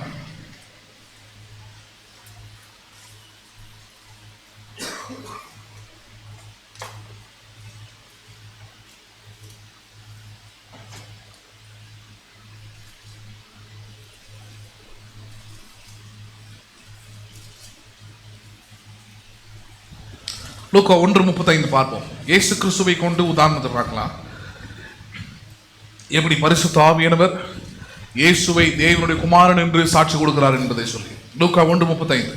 தேவ தூதன் அவளுக்கு பிரதியுத்தரமாக, பரிசுத்த ஆவி உன்மேல் வரும். மரியாளுக்கு பேசுறார். பரிசுத்த ஆவி உன்மேல் வரும், உன்னதமானவருடைய பலன் உன்மேல் நிழலிடும். ஆதலால் உன்னிடத்தில் பிறக்கும் பரிசுத்தம் உள்ளது தேவனுடைய குமாரன் எனப்படும். யார் எனப்படும்? அது அந்த முதல் லைன்ல வருது பாருங்க. பரிசுத்த ஆவி உன்மேல் வரும்போது பிறகு போகிற குழந்தை யார் எனப்படும்? அது தேவனுடைய குமாரன் எனப்படும். பரிசுத்த ஆவியானவர் தான் நீங்கள் தேவனுடைய குமாரன், தேவனுடைய குமார்த்திகள் என்று சாட்சி கொடுக்கிறவர். அண்டர்ஸ்டாண்ட் பண்றீங்களா? நீங்க யார் சாட்சி கொடுக்கிறவர்? பரிசுத்த ஆவியானவர் தான். நல்லா புரிஞ்சுங்க. வேற யாருடைய சாட்சியும் நீங்கள் தேவனுடைய பிள்ளைகளாய் இருக்கிறீர்கள் என்பதற்கு எடுபடாது. பரிசுத்த ஆவியினுடைய சாட்சி தான் எடுபடுவாங்க. பரிசுத்த ஆவியினர் எப்படி சாட்சி கொடுக்கிறாரு? உங்களுடைய ஆவியுடனே சேர்ந்து உங்களுடைய சுவாபம், உங்களுடைய குணாதிசயம், உங்களுடைய விருப்பம், உங்களுடைய செய்கை, உங்களுடைய எண்ணங்கள் இவைகளுடன் சேர்ந்து அவருடைய எண்ணத்தை வெளிப்படுத்துகிறார். அப்படி வெளிப்படுத்தும் போது தம்மை வெளிப்படுத்துகிறார், கிறிஸ்துவை வெளிப்படுத்துகிறாங்க. அப்ப அப்படி வெளிப்படுத்தும் போது என்ன வெளிப்படுத்துகிறார்? இவன் தேவனுடைய குமாரனாய் குமார்த்திகளாய் இருக்கிறான், இவன் தேவனுக்கு சுதந்திரவாளியாய் இருக்கிறான், சுதந்திரராய் இருக்கிறான் அப்படிலாம் வெளிப்படுத்துகிறாங்க. அப்ப இந்த இடத்துல இயேசு கிறிஸ்துவை குறித்து பார்க்கிறோம். How Jesus Christ claimed that he is the son of God. இயேசு கிறிஸ்து எப்படி தன்னை தேவனுடைய குமாரன் என்று அவர் உரிமை பாராட்டினார்னா அவர் அவராவே சொல்லிக்கலாங்க. ஹலோ, அவர் சொல்றதுக்கு முன்னாடி ஒரு விஷயம் நடக்குது. பரிசுத்த ஆவியானவர் மரியாளுக்கு சொல்றாரு, பரிசுத்த ஆவி உன்னிடத்தில் வரும், அதனால் உன்னிடத்தில் பிறக்கிற குழந்தை தேவனுடைய குமாரன் எனப்படும். யாருடைய குமாரன் எனப்படும்? உன்னுடைய குமாரன் அல்ல. இப்ப தெரியுதா? இனி நாங்கள் கிறிஸ்துவின் மாம்சத்தின்படி அறிவது இல்லை. மாம்சத்தின்படி அறிந்தால் நம்மளும் ஒரு கூண்டை கட்டி, ஹலோ, அங்க மேரி மாதாவை நிக்க வச்சு அவங்க கையில் இயேசு கிறிஸ்துவ தம்மா தொண்டு கொடுத்து அவங்களுக்கு ஒரு மாலையும் போட்டு கேண்டிலும் ஏற்றி உடவியும் போட்டு ஏசியும் போட்டு கொடுக்க வேண்டியதா இருக்கும். பேசுறது புரியுதா? ஏன் அதெல்லாம் பண்றது இல்ல? ஏன்னா இயேசு கிறிஸ்து அந்த அடையாளத்தில் இல்லை. இயேசு கிறிஸ்துவின் அடையாளம் அது அல்ல. மரியாளுக்கு தெளிவா சொல்றாரு பாரு, you are just A instrument. நீ இல்லைன்னா இன்னொரு பெண், அவ்வளவுதான். You are just A instrument, அவ்வளவுதான். நீ வெறும் கருவி. ஃப்ளூட் ஒரு கருவி, இசையில இருக்கிறது எல்லாமே ஒரு கருவின்னு சொல்றோம் இல்லையா? கருவியில லெவலுக்கு போக வேணாம், பாத்திரம் லெவலுக்கு வரும், அப்பதான் கிச்சன் லெவலுக்கு வரும், அப்பதான் நமக்கு புரியும். சாம்பாருக்கு கரண்டி இருக்குது இல்லையா? அது ஒரு கருவி. என்ன கருவி? பாத்திரத்துக்கு சாம்பாரை தூக்கி தட்டில் ஊத்துறது. இந்த கரண்டி இல்லைன்னா இன்னொரு கரண்டி. ஹலோ, இந்த கரண்டி இல்லைன்னா இன்னொரு கரண்டி. முடிஞ்சு போச்சாங்க, அவ்வளோதான். ஆக மொத்தம் கரண்டி அங்கே வேணும், அவ்வளோதான். இருக்குது எக்கச்சக்கமா. அங்கே பாயிண்ட் வந்து சாம்பார் தான் மெயின் டிஷ். எது? சாம்பார் தான் மெயின் டிஷ். அதே போல தான் இங்கே தேவனுடைய குமாரன் என்பதுதான் மெயின் டிஷ். அங்கே அவர் மரியாளின் குமாரனா, யோசிப்பு அவங்க அப்பாவா, 12 சீஷர்கள் இருந்தாங்களாம். அவங்களுக்குலாம் நாங்கள் கூண்டு கட்டுறோம், அவங்களுக்குலாம் நாங்கள் செலவழிக்கிறோம், அவங்களெல்லாம் கொண்டாந்து ஆலயத்தில் வைக்கிறோம். இதுக்கு பேர் தான் கிறிஸ்துவம் சொல்றதுலாம். இது மாம்சத்தின்படி அறிவது. அதனால ஒரு மனுஷனுடைய வாழ்க்கையும் மாற்றம் அடை போவது இல்லை. அதனால அவர்கள் தேவனுடைய பிள்ளைகளாக ஏற்றுக்கொள்ளப்பட போவதும் இல்லை. பாதிரியார் சொல்றார், நீங்கள் தேவனுடைய பிள்ளைகள் ஏன்னா சர்ச்சைக்கு வந்துட்டீங்களே, நீங்கள் தேவனுடைய பிள்ளைகள் ஏன்னா கேண்டில் ஏத்துட்டீங்களே, நீங்கள் தேவனுடைய பிள்ளைகள் ஏன்னா மாதாவுக்கு நீங்க கூண்டாவுக்கு கூட பாஸ் கொடுத்தீங்களே அப்படின்னு சொல்லலாம். But Bible says, the word says, with சொல்லுகிறது. எது சொல்லுகிறது? வித்து சொல்லுகிறது, விதை சொல்லுகிறது. எப்பா நீ இதெல்லாம் பண்றதுனால தேவனுடைய பிள்ளை இல்லையா? பரிசுத்த ஆவியனுடைய ஆவி உன்னுடைய ஆவியுடன் என்ன பண்ணணும்? சாட்சி கொடுத்தால் மட்டுமே நீ தேவனுடைய பிள்ளையாய் இருக்கிறாய். நீ தேவனுடைய பிள்ளையானால், நீ தேவனுடைய புத்திரனே ஆனால் பரிசுத்த ஆவியானவர் உன் ஆவியுடன் என்ன பண்ணுவார்? அவர் சாட்சி கொடுப்பார். என்ன பண்ணுவார்? அவர் சாட்சி கொடுப்பார். கொடுத்தாதான் you are the witness that you are the child of God. நீ தேவனுடைய பிள்ளையாய் இருக்கிறாய். அப்ப இந்த இடத்துல இயேசு கிறிஸ்துவுக்கு முதல் அடையாளம் என்ன? மரியாளுக்கு சொல்லப்படுகிறது பரிசுத்த ஆவியானவர் மேல வருவாரு, அதனால் அவர் யார் எனப்படுவார்? அவர் தேவனுடைய குமாரன் எனப்படுவார். இது முதல் அடையாளம். இரண்டாவது விட்னஸ் பார்க்கலாம் பாருங்க. லூக்கா சுவிசேஷம் 3வது அதிகாரம், இரண்டாவது சாட்சி லூக்கா சுவிசேஷம் 3வது அதிகாரம் 21 முதல் 23 வரைக்கும் பார்க்கணும். லூக்கா 3வது அதிகாரம் 21 முதல் 23 வரைக்கும். ஜனங்கள் எல்லோரும் ஞானஸ்நானம் பெற்ற போது இயேசுவும் ஞானஸ்நானம் பெற்று ஜெபம் பண்ணுகையில் வானம் திறக்கப்பட்டது. பரிசுத்த ஆவியானவர் ரூபம் கொண்டு புறாவை போல அவர் மேல் இறங்கினார். வானத்திலிருந்து ஒரு சத்தம் உண்டாகி, நீர் என்னுடைய நேசகுமாரன், உம்மில் பிரியமா இருக்கிறேன் என்று உரைத்தது. அப்பொழுது இயேசு ஏறக்குறைய 30 வயது உள்ளவனானார். அவர் யோசேப்பின் குமாரன் என்று எண்ணப்பட்டார். அந்த யோசேப்பு ஏலியின் குமாரன். கவனிக்கணும், இயேசு கிறிஸ்து தேவனுடைய நீதியா இருக்கிற ஞானஸ்நானத்தை எடுக்க போறார். எடுக்க போகும்பொழுது பரிசுத்த ஆவியானவர் புறாவின் ரூபம் கொண்டு வார்த்தையை, வசனத்தை வெளிப்படுத்துகிறார். எது வெளிப்படுத்துகிறார்? இவர் என்னுடைய நேசகுமாரன், இவர் என்னுடைய மாம்சத்தில் பிறந்திருக்கிற இயேசு தேவனுடைய குமாரன் என்பதை சாட்சி கொடுக்கிறவர் யாரு? சாட்சி கொடுக்கிறவர் யாரு? பரிசுத்த ஆவியானவர். சாட்சி கொடுக்கிறவர் யாரு? அங்க பரிசுத்த ஆவியானவர் சாட்சி கொடுத்துருக்கிறார். அங்க மரியாதை சாட்சி கொடுக்கிறது அங்க செல்லுபடி ஆகாது. யோசேப்பு சாட்சி கொடுக்கிறது இவர் தேவனுடைய குமாரன், அது செல்லுபடி ஆகாது. Who has to witness? Who has to witness? Holy Spirit has to witness that he is the Son of God. பரிசுத்த ஆவியானவர் அங்கு சொல்ல வேண்டும், இவர் தேவனுடைய குமாரன் என்று. அண்டர்ஸ்டாண்ட் பண்றீங்களா நீங்க? மரியாதை வந்து சொல்லலாம், நான் தாங்க பெடுத்தெடுத்தேன், எனக்கு கூட வார்த்தை சொன்னாருங்க, அதெல்லாம் செல்லுபடியாக. The true witness has to come out. உண்மையான சாட்சி வெளிப்பட வேண்டும். உண்மையான சாட்சி எது? பரிசுத்த ஆவியானவர் வந்து சொல்லணும். அவர் தான் தெய்வீக ஆவி, தேவனுடைய ஆவி அவர் தான். அவர் வந்து சொல்லணும், இவர் என்னுடைய நேச குமாரன், இவர் மேல் நான் பிரியமாய் இருக்கிறேன். He is my begotten son. அவர் தான் என்னுடைய நேசகுமாரன் என்பதை யார் சொல்லணும்? பரிசுத்த ஆவியானவர் சொல்லுவாங்க. இது இரண்டாவது சாட்சி. மூன்றாவது சாட்சி பாருங்க. லூக்கா சுவிசேஷம் 9வது அதிகாரம், லூக்கா 9:28 பாருங்க. லூக்கா 9வது அதிகாரம் 28வது வசனம். இந்த வார்த்தைகளை அவர் சொல்லி ஏறக்குறைய 8 நாளுக்கு பின்பு அவர் பேதுருவையும் யோவானையும் யாக்கோபையும் கூட்டிக் கொண்டு ஜெபம் பண்ணுகிறதற்கு ஒரு மலையின் மேல் ஏறினார். எங்க ஏறினார் அவர்? எதற்கு ஏறினார்? எதற்கு ஏறினார்? எதற்கு ஏறினார்? ஜெபம் பண்ணுவதற்கு. எதுக்கு? கிறிஸ்தவனை என்ன பண்ணி ஆகணும்? நல்லது சொல்லுங்களேன். 29 அவர் ஜெபம் பண்ணுகையில் அவருடைய முக ரூபம் மாறிற்று, அவருடைய வஸ்திரம் வெண்மையாக பிரகாசித்தது. அன்றைய மோசே எலியா என்னும் 2 பேரும் மகிமையோடு காணப்பட்டு அவருடனே சம்பாஷணை பண்ணி அவர் எருசலேமில் நிறைவேற போகிற அவருடைய மரணத்தை குறித்து பேசிக் கொண்டிருந்தார்கள். பேதுருவும் அவரோடு இருந்தவர்களும் நித்திரை மயக்கமாய் இருந்தார்கள். ஆகிலும் அவர்கள் விழித்து அவருடைய மகிமையும் அவரோடு கூட நின்ற அவ்விரண்டு பேரையும் கண்டார்கள். அவ்விருவரும் அவரை விட்டு பிரிந்து போகையில் பேதுரு இயேசுவை நோக்கி, ஐயரே, நாம் இங்கே இருக்கிறது நல்லது. உமக்கு ஒரு கூடாரமும் மோசேக்கு ஒரு கூடாரமும் எலியாவுக்கு ஒரு கூடாரமாக 3 கூடாரங்களை போடுவோம் என்று தான் சொல்லுகிறது இன்னதென்று அறியாமல் சொன்னான். இப்படி அவன் பேசுகையில் ஒரு மேகம் வந்து அவர்கள் மேல் நிழலிட்டது.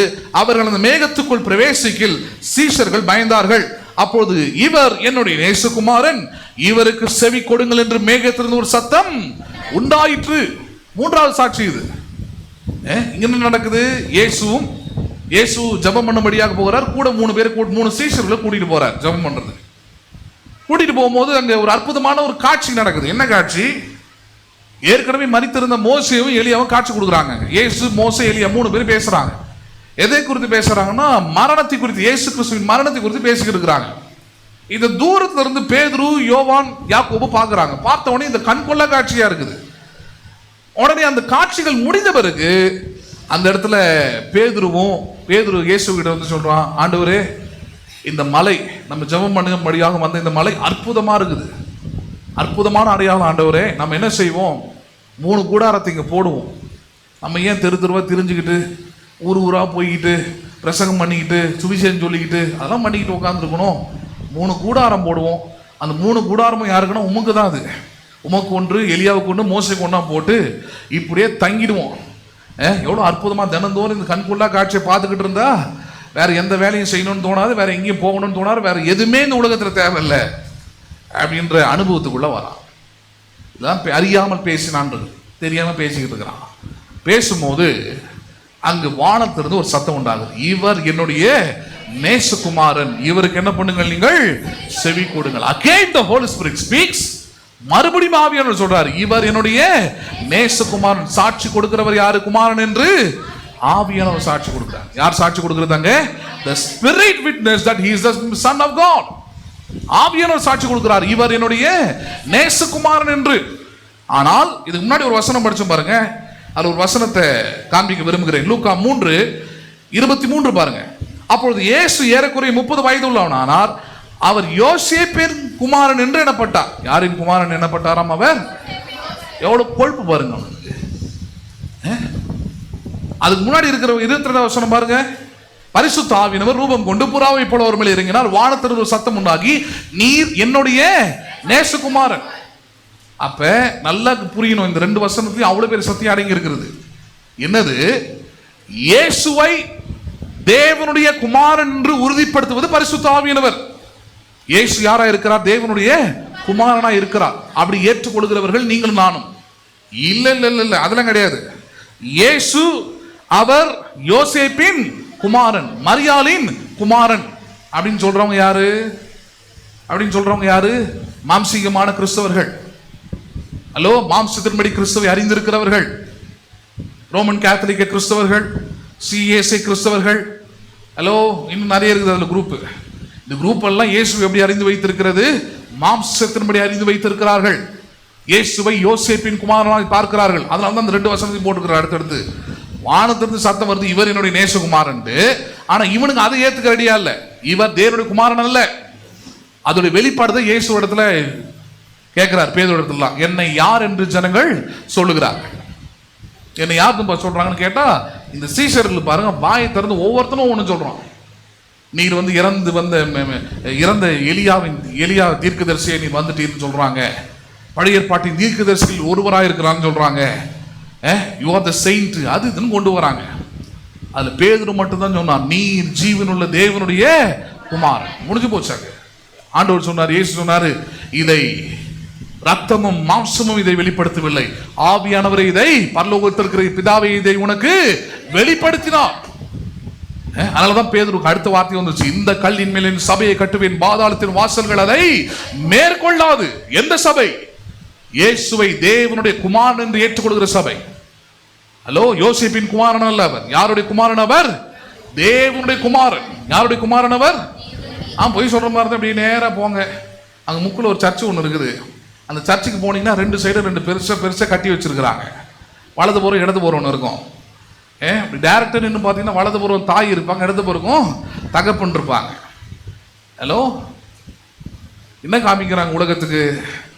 சபைக்கு வர ஆட்களுக்கு என்ன காட்டுறீங்க நீங்க?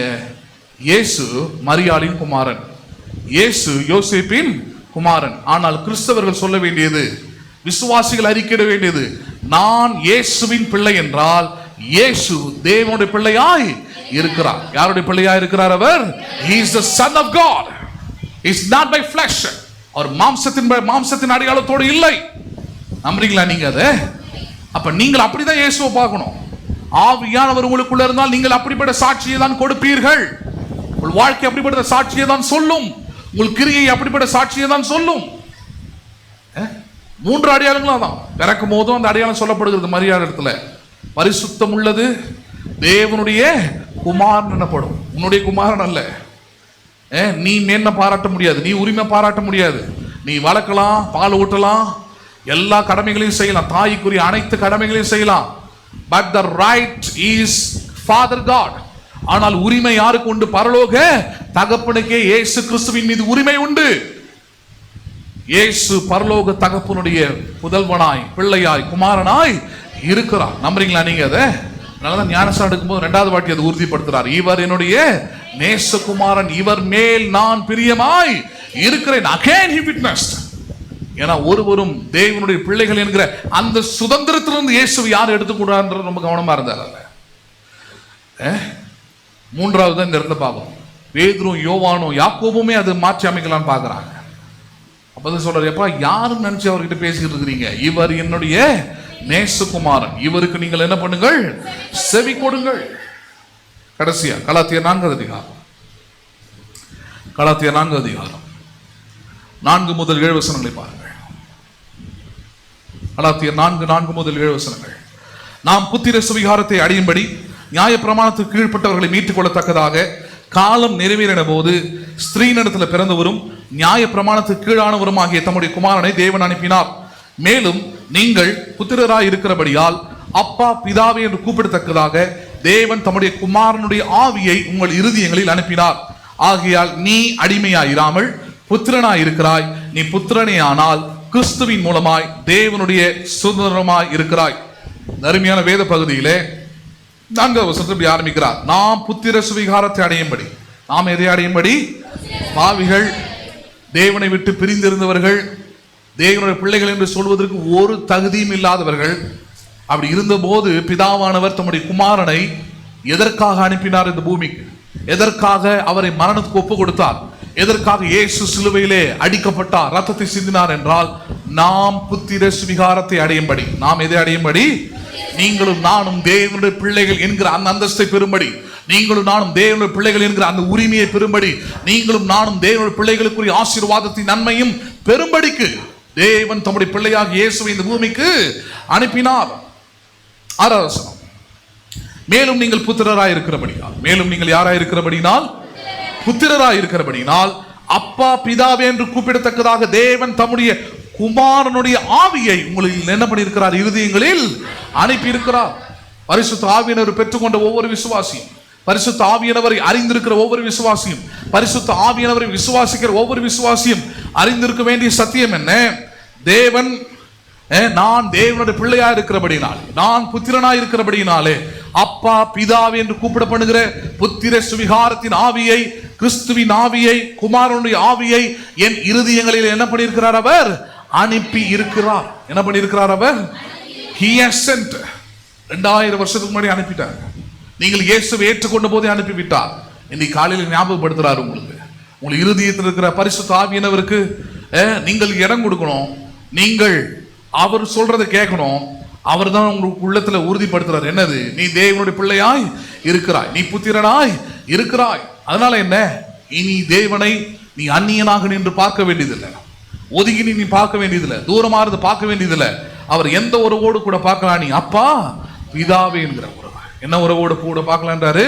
அப்படியானால் நீ பிள்ளை. அவர் உனக்கு யாரா இருக்கிறார்? உனக்கு நல்ல தகப்பனா இருக்கிறார். அப்பா பிதாவே என்று கூப்பிடப்படுகிற புத்திர சுவிகாரத்தின் ஆவியை, இயேசுவிடத்திலிருந்து ஆவியை உங்கள் இருதயங்களில் என்ன பண்ணியிருக்கிறாராம்? அவர் அனுப்பி இருக்கிறார். அனுப்பி இருக்கிறாரா? உங்களுக்குள்ள அனுப்பி இருந்தார் தான் வாழ்க்கையின் ஒவ்வொரு கட்டத்திலையும் உணர முடியும்.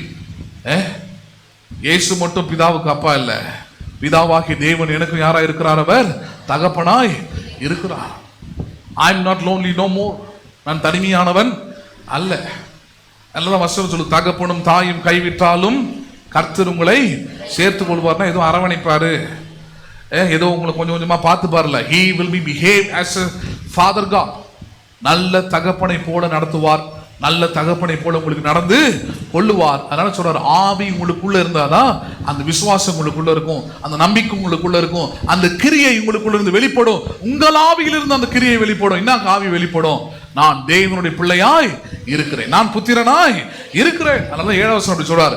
ஆகையால் இனி நீ அடிமையா இராமல், இனி நீ யாரா இராமல், நீ அனாதை அல்ல, நீ தனிமையானவன் அல்ல, உதவியற்றவன் அல்ல, சகாயம் இல்லாதவன் அல்ல. இனி நீ அடிமையாய் இராமல் யாரா இருக்கிறாய்? யாரா இருக்கிறீர்கள்? புத்திரராய் இருக்கிறீர்கள், தேவனுடைய மகனும் மகளுமாய் இருக்கிறீர்கள். சொல்றார், நீ புத்திரனே ஆனால் கிறிஸ்துவின் மூலமாய் தேவனுடைய சுதந்திரராய் இருக்கிறாய். யாரா இருக்கிறாய்? நீ 2 உறவையும் கொண்டு வந்துறார். ஒன்னு, நீங்கள் தேவனுக்கு பிள்ளைகள். இன்னொன்னு, இந்த பூமியில வந்து பிறந்த இயேசுவனுடைய தம்பியும் தங்கச்சியுமா இருக்கிறீங்க. அதான் உடன் சுதந்திரன்னு பேர். அதுக்கு ஃபெலோ ஹயர்ஸ், உடன் பிறந்தவர்கள் இருக்கு இல்லையா, அந்த வார்த்தை சொல்றாரு. பூமியில பிறந்த இயேசுவுக்கு நீங்களும் நானும் யார் சொல்றாரு? நீங்களும் நானும் சகோதரனும் சகோதரிகளுமாய் இருக்கிறோம், ரத்த சொந்தம் உள்ளவர்களாய் இருக்கிறோம், ரத்த உடன்படிக்கை செய்யப்பட்டவர்களாய் இருக்கிறோம். அதனாலதான் நாம் தேவனுடைய பிள்ளைகளாய் இருக்கிறோம். யாருடைய பிள்ளைகளாய் இருக்கிறோம்? அதனால சொல்றாரு, இனி நீங்கள் அடிமைத்தனத்தின் ஆவியை பெறாமல், எந்த ஆவியை பெறாமல்? நீங்கள் அடிமையா இராமல் சொல்றாரு. Don't be slave. உலகத்துக்கு பயப்படாதீங்க. உங்களுக்கு வாழ்க்கையில் வரக்கூடிய குறைவுகளுக்கு பயப்படாதீங்க, வியாதிக்கு பயப்படாதீங்க, பிரச்சனைக்கு பயப்படாதீங்க. Don't fear to it, because you are the child of God. நீங்கள் யாரா இருக்கிறீர்கள்? தேவனுடைய பிள்ளைகளாய் இருக்கிறீர்கள். வசனம் சொல்லுகிறது, தேவனால் பிறப்பதெல்லாம் உலகத்தை ஜெயிக்கும். நம்புறீங்களா நீங்க? அப்படின்னா உலகத்தில் உள்ளவைகளை ஜெயிப்பீர்கள், வியாதியை ஜெயிப்பீர்கள், தோல்வியை ஜெயிப்பீர்கள், பற்றாக்குறையை ஜெயிப்பீர்கள், தரித்திரத்தை ஜெயிப்பீர்கள். நம்புறீங்களா நீங்க? அதை நான் தேவனால் பிறந்தவன், உலகத்தை ஜெயிப்பேன். உலகத்தை என்ன பண்ணுவேன் நானு? நம்புறீங்களா நீங்க? அதை அதனாலதான் சொல்றான், தேவனால் பிறந்தவன் உலகத்தை ஜெயிக்கிறவன். நல்லா சொல்றார், பரிசுத்த ஆவியானவர் நாம் தேவனுடைய பிள்ளைகளா இருக்கிறோம் என்று என்ன பண்ணுகிறார்? அவர் சாட்சி கொடுக்கிறவராய் இருக்கிறார். என்ன கொடுக்கிறவராய் இருக்கிறார்? அவர் காலை நேரத்தில் யோசிச்சு பார்க்கணும். நான் தேவனுடைய பிள்ளைன்னு நானே சொல்லிக்கிறது இல்லை, நானா கிளைம் பண்ணிக்கிறது இல்லை, நானா பேசிக்கிட்டு இருக்கிறது இல்லை. நான் தேவனுடைய பிள்ளைகள் என்று பரிசுத்த ஆவியானவர் என்னுடைய ஆவியுடனே என்ன பண்ணுகிறார்? அவர் சாட்சி கொடுக்கிறார், உறுதி பண்ணுகிறார், விசுவாசத்தை கொடுக்கிறார், நம்பிக்கையை கொடுக்கிறார், ஞாபகப்படுத்துறார். நீ அடிமையாய் இராமல் தேவனுக்கு புத்திரனாய் இருக்கிறாய், உலகத்தை ஜெயிக்கிறவனாய் இருக்கிறாய், பிரச்சனைகளை மேற்கொள்கிறவனாய் இருக்கிறாய், சோதனைகளை சகிக்கிறவனாய் இருக்கிறாய், ஆறுதல் பெறுகிறவனாய் இருக்கிறாய், சமாதானத்தை பெறுகிறவனாய் இருக்கிறாய். காரணம், நீ தேவனுடைய புத்திரன் எனப்படுகிறாய். யார் எனப்படுகிறாய்? நீ. நம்புறீங்களா நீங்க? அதை எல்லாரும் எழுந்து